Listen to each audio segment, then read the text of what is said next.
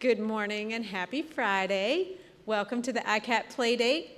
We have a treat for you this morning, as we often do, always do. We've had a great set of Playdates this semester. I'm just so excited about them all.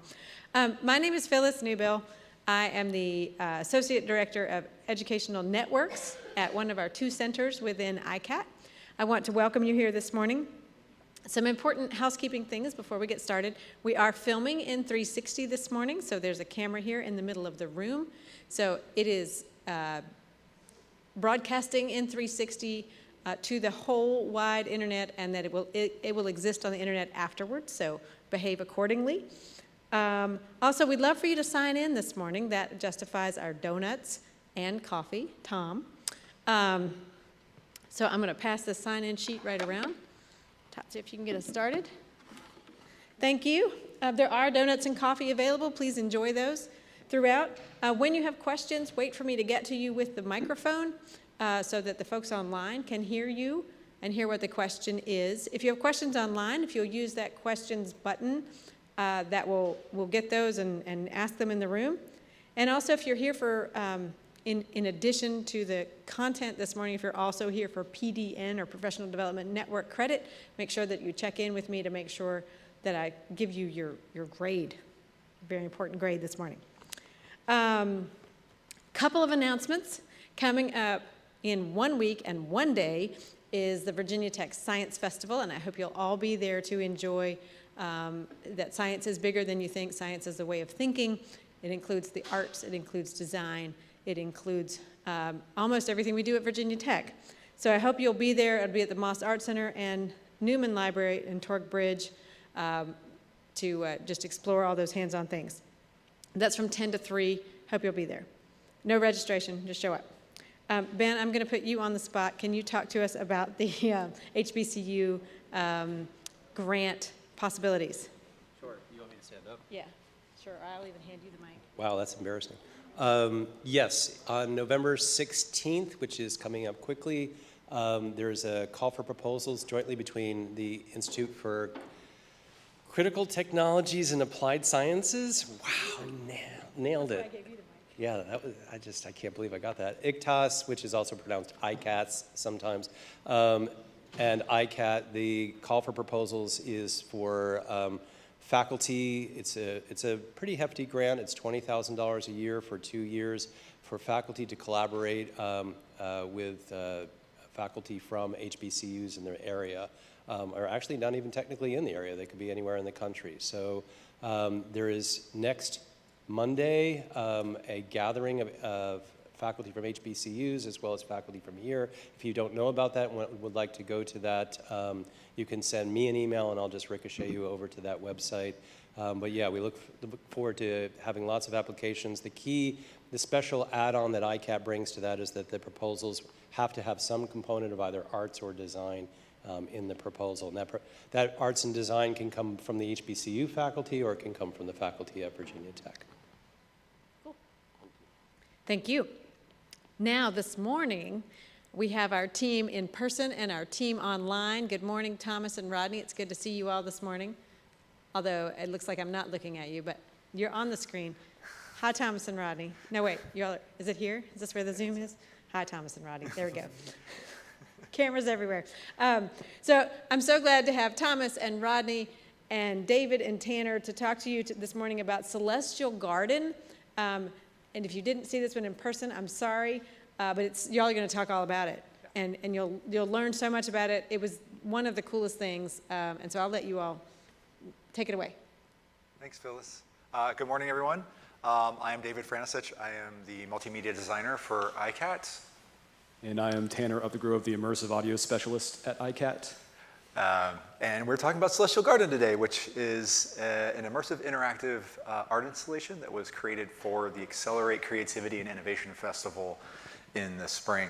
We're going to kick this off. Oh, and we also have Thomas Tucker, who is a professor in the School of Visual Arts, and Rodney Kimbangu, MFA in Creative Technologies in the School of Visual Arts candidate. So they're joining us. They both also very involved in the project. So we're going to start off with a quick video of the project just so you know what it's about, and we'll do a little bit of talking, and then we'll show you the process of how it was created.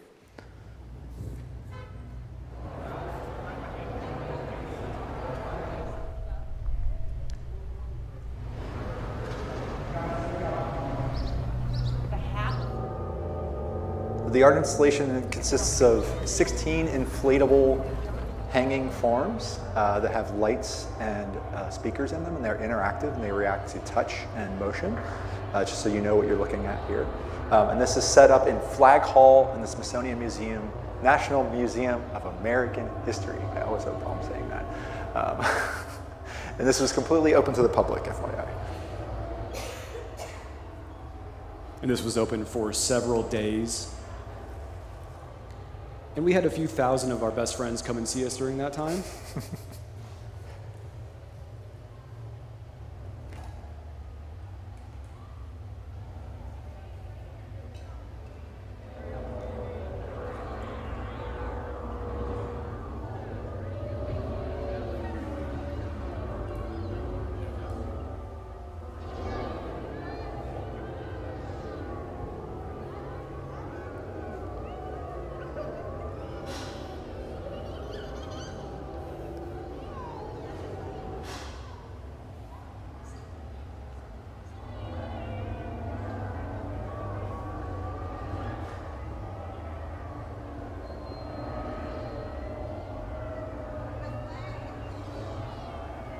And Rodney shot and edited this beautiful video, by the way, and just want to give him credit for that.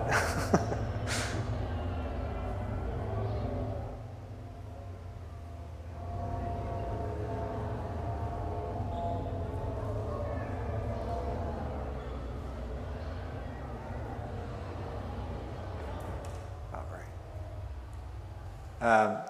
So this came about as the Accelerate Creativity and Innovation Festival's partnership between the Smithsonian and the Lemelson Center and the Institute for Creativity, Arts, and Technology, and also this was brought in the School of Visual Arts as well. I'm not missing anything about that partnership, right? Yeah, this was a huge effort from a lot of people and departments. So we probably are not crediting everyone, but this is the main team.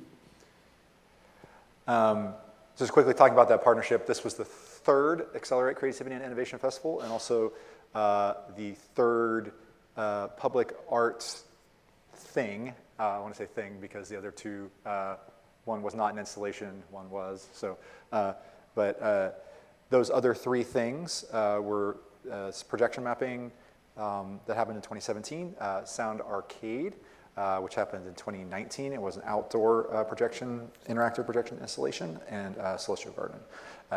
Thomas was involved in all three of these as well. Is there anything you wanted to say about these, Thomas? Yeah, like what David was saying, these are kind of milestones in what we could do with the Smithsonian. And I think each one we learned how to interact with the public.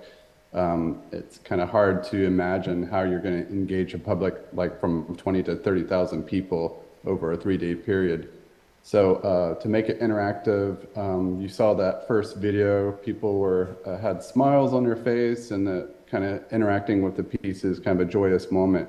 So that just didn't happen overnight. It happened over a progression over these projects, and just learning how to collaborate with a large team, and also using lots of different types of technologies to pull it off.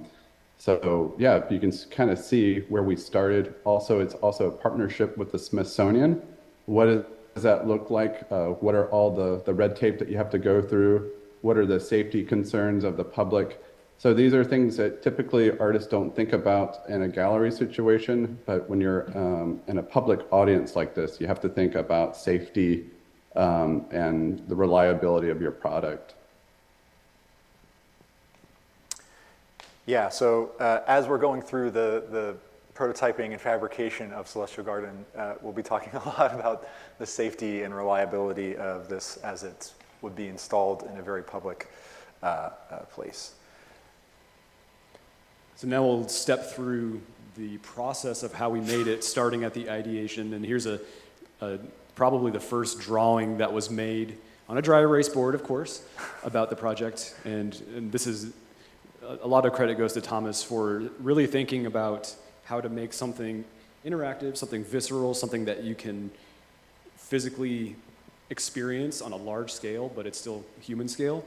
So let's go to the next. And now we're going to step through a lot of great video documentation of the process and kind of how we got to the final product. This is the original title of the project, Illuminous Buoys. We opted to change that later to Celestial Garden. Here Thomas has made some 3D mock-ups of what it could look like. Sure. Do you want me to talk over this? Yeah, thank you. Sure. Yeah, you can see, you're going to see like several names of the project evolve, but you're also watching kind of how we use technology. This is Maya to figure out how to make surfaces for these buoys. How tall is it going to be? You know, who's going to sew it? Who's going to cut it, and so forth. So this is my daughter right here, actually helping out, making several prototypes. We actually went through about 4 or 5 different prototypes to make the perfect form. You know, how many ribs does it need? Does it need 4, 5, or 6? So, you know, how much volume of air do we need? You know, how loud is that going to be? So this went through several iterations. It was kind of fun to go through, but just using simple technologies to do that. So this is phase 2. Again, this was during the pandemic, some of this construction. So some of this was CNC'd on my own home CNC mill and, you know, whatever equipment I had at home to kind of fabricate these first prototypes. So the first prototypes are really gnarly looking. We were trying to think of lightweight. We thought they were going to be able to kind of flow lightly. And you can see just kind of hanging these things. How are we going to hang them? How are we going to provide air inside? How are we going to provide lighting inside? They're very, very tricky questions. And so you can see different iterations of it. Our first fans were super loud. They sound like a jet engine. And so we're trying to figure out how to navigate all that. So I think there's one more slide. And I'll let David talk about this. So this is testing the lights that are on the inside. So everything was controlled, or there was an accelerometer inside each hanging form, and we controlled the sound and the lights from those. So, and there were microcontrollers that controlled the LEDs based on the sensor input. So here you can see that we're testing that, trying to dial in the sensitivity of the moving, which is a bit challenging when you have something that's inflatable, because it's kind of has this ability to be really soft movement, but also people can bump it really hard at the same time. So how do you dial in the sensor in order to really control the lights in a nice way that really brings a nice interactive experience? And here this is just showing the prototype of the microcontroller wiring. So what is the microcontroller doing, David? The microcontroller is taking in the sensor data. It is doing some magic with the sensor data, and then it's controlling the LEDs. So when somebody bumps the inflatable form, something will happen with the lights, or as it's swinging, the lights change too. So there's a couple different events that happen as it's moving. It's a pretty simple wiring diagram. Microcontroller was mostly used for the code in order to control the LEDs. I'm not sure if this video shows the later iterations of this or not. I think there's another video. And each one of the buoys has the microcontroller in it. So for every buoy, there's a microcontroller. And in every buoy, there's also a loudspeaker, individually addressable. So all the LEDs and all the sound on each buoy is controlled independently. And to that point, we designed it that way so that this was completely modular, so that we could take one of these independently and it could do its own thing. Or we could have 32 of them if we wanted to create more. So they're all independent, but they're also all sending their data back to a central point where we can control everything from that. If, say, there's a whole bunch of stuff happening with all of them all at once, then it kind of exponentially elevates the sound and the lighting. Here you can see finally testing multiples. And here you can see with the fabric, you can kind of see the LEDs through the fabric. This was an earlier fabric that we used too. We ended up having to use a fire retardant ripstop nylon, so this was not the final fabric, which actually had a nicer quality of light that you saw in the original video. This was setting up the first scale test.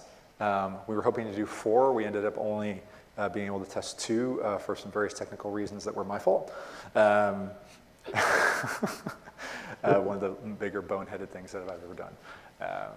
It's amazing what happens when you reverse the polarity on LEDs. They just stop working. So, The magic smoke comes out. there was no magic smoke, which makes it even more frustrating to troubleshoot. If there was magic smoke, at least you could tell what was going wrong. And there's Holly's daughter playing around with them. And then we have, Thomas has a buddy that he's worked with before, Matthew Swartz, who's at Georgia Tech, correct? Who is not coming up for the game tomorrow. But he helped us streamline the electronics for this. So he designed a PCB shield for microcontroller, basically to get rid of the breadboard and all the wiring. It had everything as integrated into it. So then all we had to do is just assemble all these things. And it has the ICAT logo on it, so it looks super slick and professional. And so yes, this is him hand soldering on components to these PCBs that he had made, which they came amazingly fast, by the way. He designed and ordered them. They came in like 2 weeks from China. So it was like, I like how you said all we have to do, but all we you have can to do is see assemble the it. hand soldered. And it was nice. It's a much more compact form factor that could fit on top of the skeleton of the buoy. And this is designed for the 3D printed enclosure for each of the microcontrollers. The 3D printed and laser cut that would be mounted on the top of each of these hanging forms. And you can see there's some prototyping that's happening here with the 3D printed enclosure. And these microcontrollers and the loudspeakers are connected to a network switch so they could send data to each other. And that's in line with the extensibility of this project, where we could scale it out to be much larger or smaller with kind of off-the-shelf technologies. One more process video. I think this is the last process video before we show the install. I think this is possibly production now. Yeah, this is probably the day before the show, and we're all freaking out, trying to get it done. So just real quick, that it was great to have a crew of students helping out there at the last second. I think that was literally 6 or 7 days before we started really getting this up and shipped out. And so that's Sophia that you saw there helping with the sewing. So if it wasn't for a lot of the student helpers that we're talking about, like including Rodney and Charlie Duff to help out with this, it would have not happened. So this was literally some last minute configurations and painting. You can see we're putting fire retardant on material and everything, fire retardant material on this. This is a prototype that David made in his backyard. This is the full scale test we did in the tube. Sorry, we're just jumping ahead because of time. So you can hear some of the, we did a completely full scale test of it in the cube before we packed it up to ship to DC, because we had to ship it up there. We couldn't just bring it up because Smithsonian.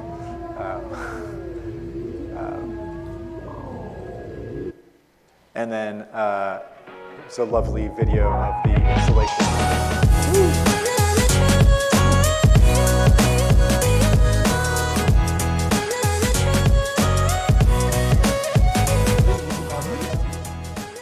Bring it all the way down. Thank you. Yeah, because we wanted to just explain what's going on. This is over the span of about 3 hours. We had all the parts on pallets, more or less, dropped to the spot. And you can see it takes a small army to build it in a few hours. We had the help of Studio 72, and that was incredible to have their assistance.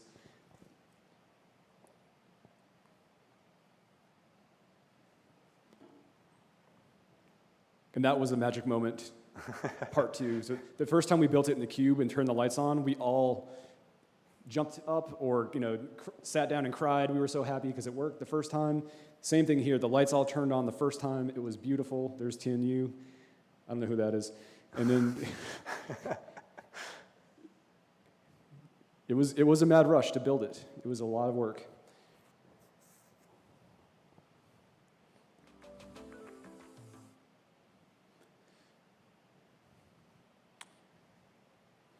And I think, this is showing lots of pipe and drape assembly. Yeah, we built a little backstage area for our team as well to hide some of the gack.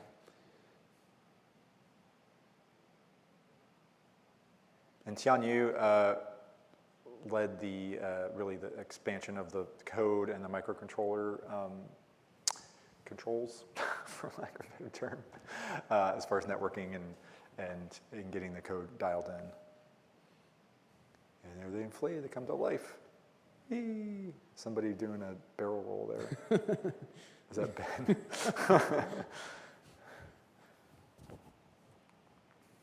It works. It's alive. Woohoo! So that is Celestial Garden. And we'll just let this last, actually I'm going to skip the last video and then come back to it. So Thomas, I'm going to move you so that we can see everybody's lovely names here. All right. I'm sure that we missed some people, but this is everybody who had anything to do with this project that we could come up with, for this. So thank you to everybody. This was really a huge team effort. And it will, if everything goes to plan, be at the Taubman next summer as part of a partnership with ICAT and the Taubman. So we hope to have it installed there. So we'll let everybody know. You'll have a chance to go see it. And there might be some other places. We're working on getting some other places to install it. Right now it's all in storage. But yeah. And I'm going to go back to this video just to let this play while we answer questions. Well, it doesn't want to play. So questions? Okay. First, let's do a round of applause. This is what a cool project.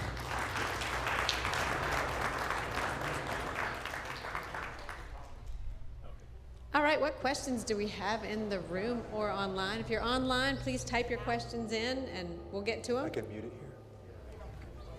That's Tom. That's Thomas. Ben has one. One of the, excuse me, one of the keys to interaction design is to, number one, draw people in, and number two, keep them there for at least 1 minute to 2 minutes. And that sounds like a very short period of time, but it's actually quite difficult. And one of the amazing things about this project is, as you can see from the video, how well it achieved that, how well it drew people over, how well it kept them engaged. And I was just curious from the team, what about the design, what about this was so successful in achieving those two goals? I would say never underestimate the draw of large, inflatable, glowy things, for lack of a better description. Thomas, I know you had some thoughts generally about that that we talked about before. Did you hear Ben's question? I did not. I heard Ben was talking, and you were talking about large-scale spaces. Well, Ben asked about drawing people in and the experience and like how we thought about that as we were designing this thing. Yeah, I mean, it goes back to those first couple of other experiences that we've created of how to draw the public in. With projection mapping, it's very passive. And then with the sound arcade, it was interactive with a wand. And so this was more of a form that's inviting and colorful. And I don't know what the secret was, how we got people to draw in, but it was immediate. You could see people walk in and lock eyes on it, and they had to walk over and interact with it. They were curious. They didn't know what it was, but when they walked out, 99% of the time, they had a smile on their face. You can see it by the video. It was really exciting. I've never ever worked on a piece like this where people were that excited to see it and come out joyful. That's really a unique thing to create in a space like that. And typically that space is an empty volume and it's not really an exciting space. And so it was interesting to see how a space can change dramatically with just 3 hours of setup. So. I guess I'd also add, we learned from Sound Arcade, which was outside the Smithsonian building. We were thinking about sound and using that to encourage people from far away to come closer. Like, what is that? I hear something strange. And similarly, this also had strange sounds. It was very noisy. So you could almost not ignore it when you came in the building. visually and aurally. And something that we did think about was wanting to have this sense of sort of discovery where it's not immediately apparent what this thing is. It's not immediately apparent how you interact with it. When other people were there, when other people arrived, say if they saw other people interacting with it, they could see what was going on, right? They saw that somebody was bumping and walking through it. But if it had been empty for a little bit and you were the first person to walk up, people would be like very tentative and gentle, and there was this really kind of magical aha when you see people understand that when they move the thing, the light and sound changes. So it was really neat to see that element of discovery as part of it. I want to draw attention just for a second to I really like, Thomas, what you said about they didn't know what it is, but when they came out, there was joy. So I think that is something we all wish for. Hi, first, congratulations on this. It's so beautiful and cool to look at, and it's evident, and you do such a great job documenting the whole process. It's so evident how much work.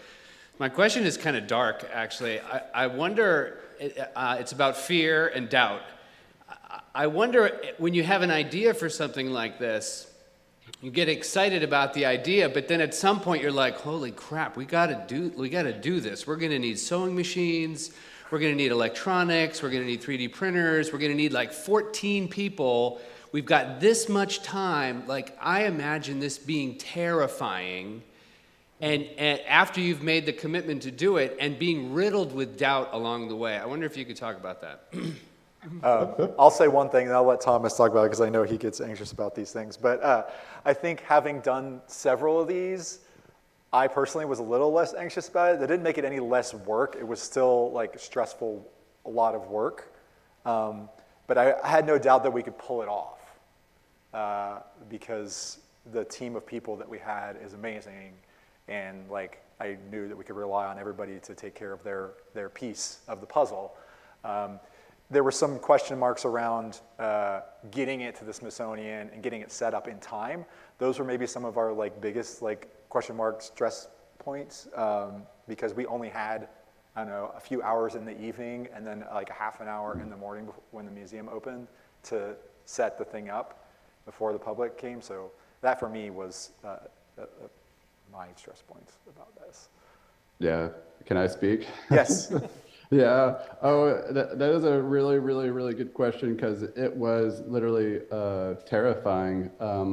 Building an incredible team beforehand is, I know I can depend on all my team members. And so that is one thing that those two previous projects helped out, that we know we can push the boundaries. I know I can lean on Tanner and David and the rest of the team. So there was probably no doubt, but there was just a lot of work. It is stressful when you start investing money and capital into, nylon and shipping and all that. So it is terrifying, but it's great that you have a great team, and we all have our definitely different specialities. So, but yeah, definitely scary. Did you want to say anything, Rodney? You felt some of that tension too, right? Yeah, the tension was felt, especially when people started interacting with the exhibit. Yeah. Yeah, it was scary in that we had so many moving parts, and if one of them just broke, it broke the entire thing. Yeah. Yeah, it was stressful to see. So Rodney is talking about not just the buildup of making the product and getting it delivered on time and working, but also we had to self-manage, and we hadn't practiced that. So that was a whole new learning curve, dealing with the public, especially young adult men that like to think that they are punching bags. Yeah, a lot of learning parts. You think you've hit the finish line, but then there's a whole other thing about security and safety that Rodney's talking about. All right, I think we have one more question here, and then there'll be time to wrap up, but there'll be time for, if you're in the room, we can still talk. Yeah, I'm interested in the initial visioning. So the process documentation is so good and so interesting, and it tells a really captivating story. But I know that a lot of times the creative journey kind of looks like this, and I was wondering if you had any other visions or ideas in the early stages of what this exhibit could have been that you abandoned and why? Surprisingly not for this one. You're completely right with the creative process sometimes. We're like, oh, we need an interactive art installation for the Accelerate. Thomas, like we had talked about some projection mapping or something. We'd started maybe an email thread about what we were going to do. Thomas brought us this inspiration, this inflatable art installation that he'd seen. He says, we should do something like this. We literally then jumped to, they can be hanging and have lights and sound in them, and then we made it. Skipping a few steps. I mean, clearly, yes, but- skipping a few steps, but there wasn't this like, oh, what if it's something that people like walk on, or what if there's a controller, or, you know, so, Thomas, did you have thoughts about that? I mean, this was surprisingly a direct line from our original idea. I didn't hear the, can you just repeat the question real quick? Sorry. A question about the creative process, about, you know, he said normally it's like a, you know, a squiggly line about how do you get from the idea to the thing, and I was saying that this was pretty much the original idea. Like, we didn't really go through a bunch of iteration. I mean, this was for it actually originates the idea that we were going to do this for the CID LLC opening. We were going to have some sort of projection mapping on the side of the building. And I thought at that point, we were like, maybe we could do something a little bit more exciting than that, than a passive experience. So that's where it kind of went off the rails. And then, but yeah, David is correct. It started with just that drawing and looking around what kind of parts and pieces do we have available that we haven't explored. And so that kind of helped put a little bit of parameters on the project, you know, having the grid and the speakers, we knew we were going to use that. So yeah, we basically kind of nailed it out on that one whiteboard drawing, which was pretty amazing. We're at time, so I'm going to cut off questions, but please feel free to hang around and enjoy some more coffee and donuts. I want to do a quick plug for Accelerate. So we sort of talked about Accelerate as a thing, and that and ICAT Creativity and Innovation Day, both of these are opportunities to explore cool stuff that, you know, where do we put a cool thing like this? Accelerate. So please keep it, if you have one of those ideas and you're not sure where to put it, that is one of those places. So let's talk about that. Also, next week we'll be here again doing excursions in extended reality. I can't wait to hear from Dennis Gotchinen and his students. So we'll see you here next time. Have a great weekend.